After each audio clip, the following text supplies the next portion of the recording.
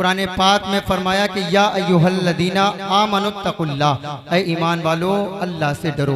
अब ईमान वाले हैं कौन? पहले ईमान वाले समझिए कि ईमान वाले कौन हैं। इसलिए कि लफ्ज़ आमनू पे अगर गौर कर लिया जाए तो मालूम चल जाएगा कि कौन ईमान वाला और कौन बेईमान है।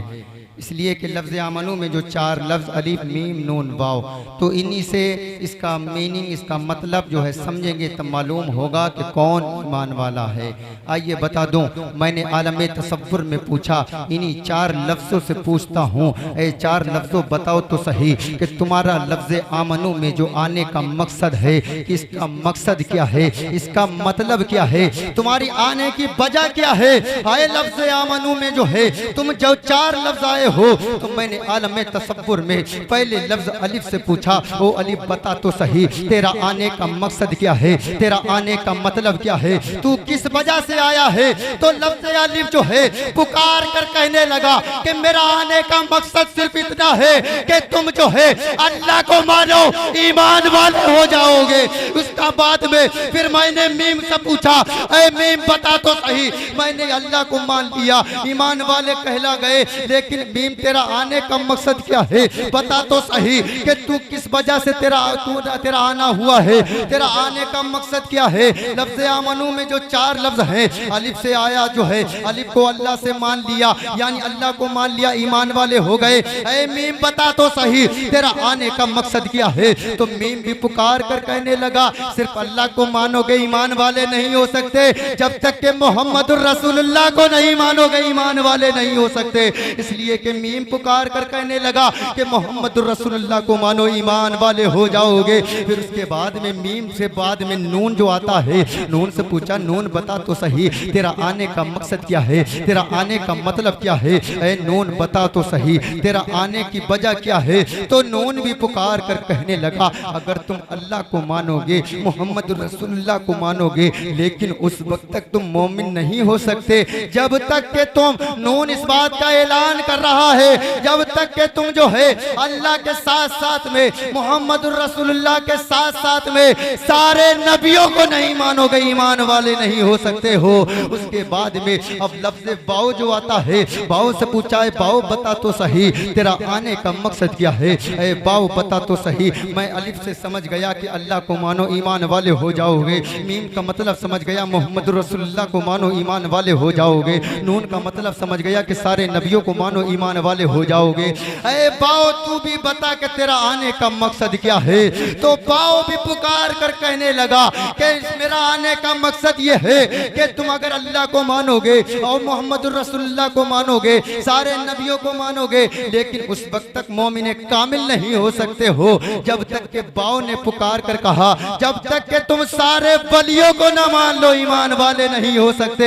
इसलिए बाओ ने कह दिया कि तुम जो है, इस बात के चारों ने दलील जो है वाज़े कर दी कि अल्लाह को भी मानना पड़ेगा, मोहम्मदुर रसूलुल्लाह को भी मानना पड़ेगा, सारे नबियों को मानना पड़ेगा, सारे वलियों को मानना पड़ेगा। तो मतलब समझ में आ गया, जो अल्लाह को सिर्फ माने वो ईमान वाला नहीं, जो सिर्फ मोहम्मदुर रसूलुल्लाह को माने वो ईमान वाला नहीं, जो सारे नबियों पे सिर्फ ईमान रखे वो ईमान वाला नहीं, लेकिन साथ साथ में जो है सारे वलियों को भी मानना पड़ेगा। उनकी विलायत का अगर इनकार करेगा तो वो ईमान वाला नहीं हो सकता। इसलिए ईमान वाले के लिए ये अलामत जरूरी है कि अल्लाह को भी मान, मोहम्मदुर रसूलुल्लाह को भी मान, और साथ ही साथ में सारे नबियों पर ईमान रख, और साथ ही साथ में सारे वलियों को मान, तब ईमान वाला हो जाएगा। तो मतलब समझ में आ गया कि आमनू से मुराद यही है कि अल्लाह को मानो, ईमान वाले हो जाओगे, मोहम्मदुर रसूलुल्लाह को मानो, ईमान वाले हो जाओगे, सारे नबियों को मानो, ईमान वाले हो जाओगे, सारे वलियों को मानो, ईमान वाले हो जाओगे। ये तो लफ्ज़ आमनू का मतलब था। अब आगे बढ़ते हैं, अल्लाह फरमाता है, या अय्युहल्लज़ीना आमनुत्तकुल्लाह, यानी ऐ ईमान वालो अल्लाह से डरो। अब आगे कुरान पाक में अल्लाह इरशाद फरमा रहा है, वकूनू मास्सादिकीन, सच्चों के साथ हो जाओ। इसलिए कि मिल्लत के नौजवानों, ऐ मेरे सुन्नी मुसलमान भाइयों, इसलिए कि किसी सच्चे का दामन जरूर से जो है अपने हाथ से थाम लेना चाहिए। इसलिए कि जो सच्चों के दामन से वाबस्ता हो जाता है तो सही मानों में उसकी दुनिया भी सवर जाती है और मरने के बाद उसका उक़बा भी सवर जाता है। आइए बता दूं तारीख के हवाले से, यानी उसकी दुनिया किस तरह से समला करती है। जो अल्लाह वालों के दामन को थाम लिया करता है, जो सच्चों के दामन से वाबस्ता हो जाया करता है, वो जो है जो सच्चों के दामन से वाबस्ता हो जाता है तो उसकी दुनिया किस तरह से समला करती है। आइए बता दूं पहले सच्चे कौन हैं। कुरान पाक उठाकर देखिए, हर कुरान पाक में हर बात का इलाज है, हर बात का जवाब है। अब कुरान पाक का 5वां पारा 6ठा रुकू कुरान पाक में अल्लाह इरशाद फरमा रहा है, मन अनमल्लाहु अलैहिम मिनन नबिय्यीन वस्सिद्दीकीन वश्शुहदाई वस्सालिहीन, यानी वो लोग सच्चे हैं जिन पर अल्लाह ने इनाम फरमाया हो। यानी वो कौन लोग हैं? तो वो नबिय्यीन की जमात है, सिद्दीकीन की जमात है, शुहदा की जमात है, सालिहीन यानी औलिया अल्लाह की जमात है। यानी जो जिन पर अल्लाह ने इनाम फरमाया तो यही लोग सच्चे हैं। अब इन्हीं सच्चों के दामन से अगर हम वाबस्ता हो जाएं तो सच्चों के दामन से वाबस्ता होने से हमारी दुनिया भी कामयाब बन रही है, हमारा उक़बा भी कामयाब बन रहा है। आइए तारीख के हवाले से सुनते चलिए। आज ऐसे वली का जिक्र कर दूं जिसका नाम जिक्र जो है कम हुआ करता है, जिसका जिक्र जो है हमारे जलसों में नाम उनका कम लिया जाया करता है। आइए बता दूं मौला अली के बेटे हजरत इमाम हुसैन रज़ियल्लाहु ताला अन्हु हैं, एक बड़े साहबजादे इमाम हसन हैं। अब यही छोटे साहबजादे इमाम हुसैन के बेटे इमाम बाकिर रज़ियल्लाहु ताला अन्हु हैं। इसलिए समझते चलना कि इमाम बाकिर के बेटे इमाम जाफर सादिक रज़ियल्लाहु ताला अन्हु हैं, इमाम जाफर सादिक के बेटे इमाम मूसा काजिम रज़ियल्लाहु ताला अन्हु हैं। अब उन्हीं के बेटे हजरत इमाम अली रजा रज़ियल्लाहु ताला अन्हु है। इन्हीं के हवाले से कुछ बता दूं। और ये वो इमाम अली रजा हैं जिनका आज हम महफिल सजाए हैं, जिनको आज दुनिया मखदूम अशरफ जहांगीर समनानी के नाम से जानती है। ये इन्हीं के जद्दे अमजाद, इन्हीं के दादा परदादा में लगा करते हैं, जिनको दुनिया इमाम अली रजा के नाम से जाना करती है। अब वो इमाम अली रजा ये हुजूर की औलाद से हैं, यानी हजरत हसनैन करीमैन की आल से सैयदजादे हैं, आले रसूल हैं। कैसे सैयदजादे? इनकी बारगाह में एक शख्स ऐसा रहा करता है जो आपकी खिदमत किया करता है, आपकी देखभाल किया करता है, आपकी हर वक्त खिदमत में लगा करता।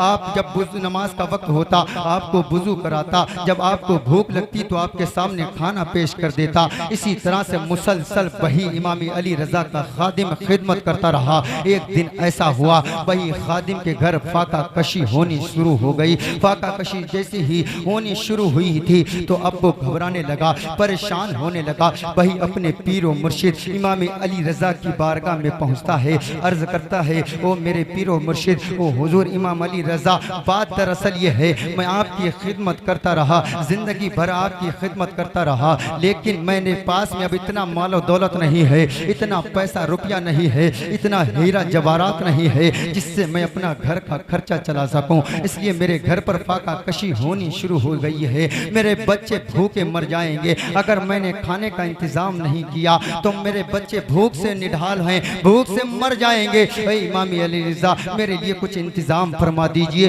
इसलिए कि अल्लाह वालों के दामन से वाबस्ता होने का सिला देखिए, अल्लाह वालों से जो है मोहब्बत करने का सिला देखिए। आज हम भी अल्लाह वालों से मोहब्बत करते हैं। अगर आज हम अल्लाह वालों से सच्ची मोहब्बत करें, उनके नक्शे कदम पर चले, तो आज हमारी भी दुनिया बनती हुई नजर आए और मरने के बाद हमारी आखिरत भी बनती हुई नजर आए। वही इमाम अली रजा का खादिम ने जब इतना कहा तो इमाम अली रजा कहने लगे कि मेरी नालैन मुबारक जो रखी हैं, यानी मेरी जो जूतियां रखी हैं, उन जूतियों को उठाकर बाजार में बेचकर उससे जो है अपने घर का खर्चा चलाना, इतना कहना था। अब इमाम अली रजा ने जब इतना कहा, इमाम अली रजा रज़ियल्लाहु ताला अन्हु ने जब इतना कहा तो वो समझा कि मजाक कर रहे हैं। हालांकि सैयदजादे किसी से मजाक नहीं किया करते हैं, जो आले रसूल हुआ करते हैं वो किसी से मजाक नहीं किया करते हैं। इसलिए कि आले रसूल ने कहा कि मेरी नालैन उठाकर ले जा, बाजार में फिरोख्त करके और जो है इसका सामान खरीदना।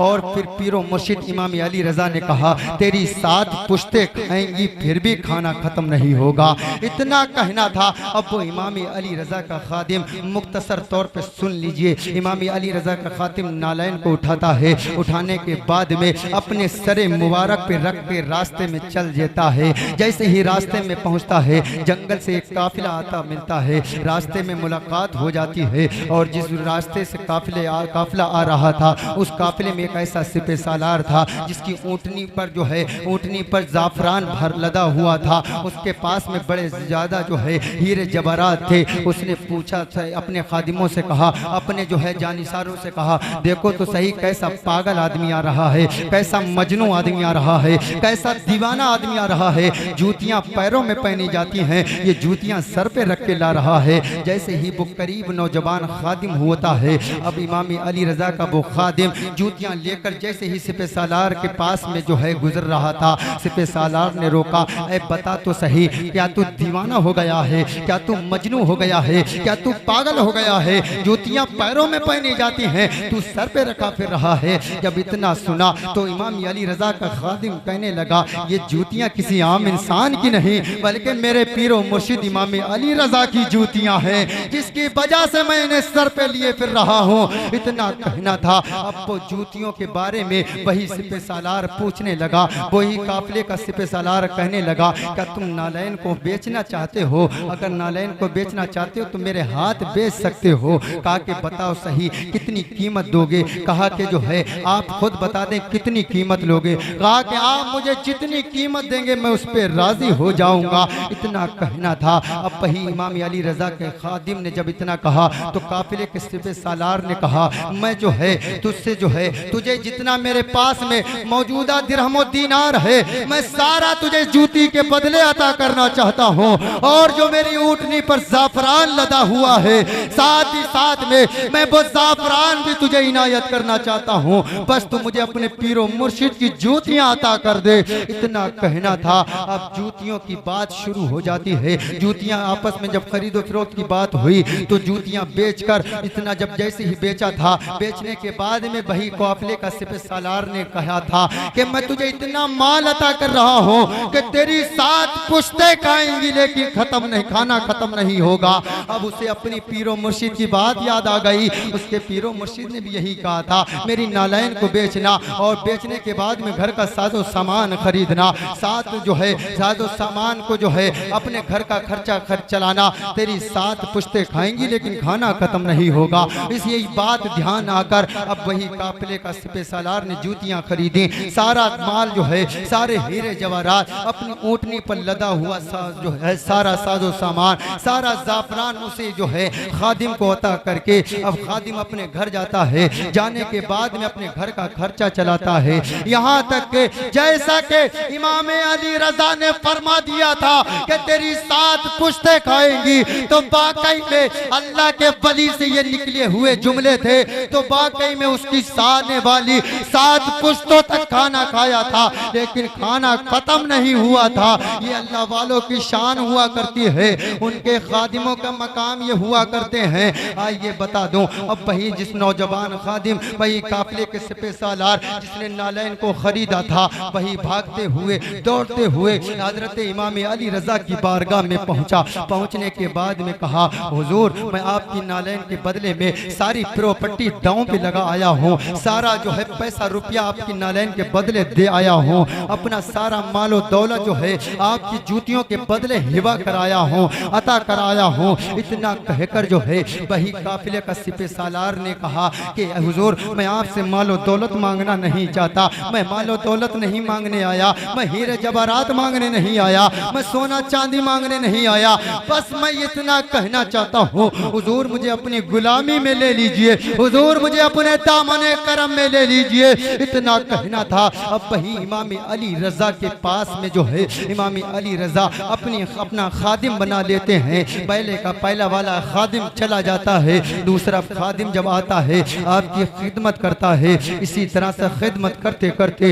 एक दिन ऐसा आया, इमाम अली रजा ने फरमाया आज मुझे बुखारी शरीफ का आखिरी दर्स देना है, अगर कोई मुझसे मिलने आए तो कमरे के अंदर दाखिल मत होने देना, इसलिए कि मुझे जो है डिस्टर्ब यानी परेशानी लाहिक ना हो ताकि मैं खत्म बुखारी शरीफ करा सकूं। इतना कहकर जो है हजरत इमाम अली रजा ने कहकर कमरे के अंदर चले गए। खत्म बुखारी कराने के लिए, बुखारी शरीफ को मुकम्मल कराने के लिए जैसे ही अंदर गए थे, अब जो है गांव का जो है एक काफिला चला आ रहा है, भागते हुए दौड़ते हुए इमाम अली अली रजा के खादिम के पास आया, पूछने लगा, ओ खादिम बता तो सही इमाम अली रजा कहाँ है, मुझे उनसे सख्त जरूरत है, मुझे उनसे मिलना है, मुझे उनसे कुछ बात करनी है। कहा कि बताओ तो सही तेरा क्या काम है, तुम लोग जो गांव से आए हो किस वजह से आए हो। कहा कि पहले हमें इमाम अली रजा का पता बताइए, इमाम अली रजा कहाँ है, इमाम अली रजा की बात बताइए,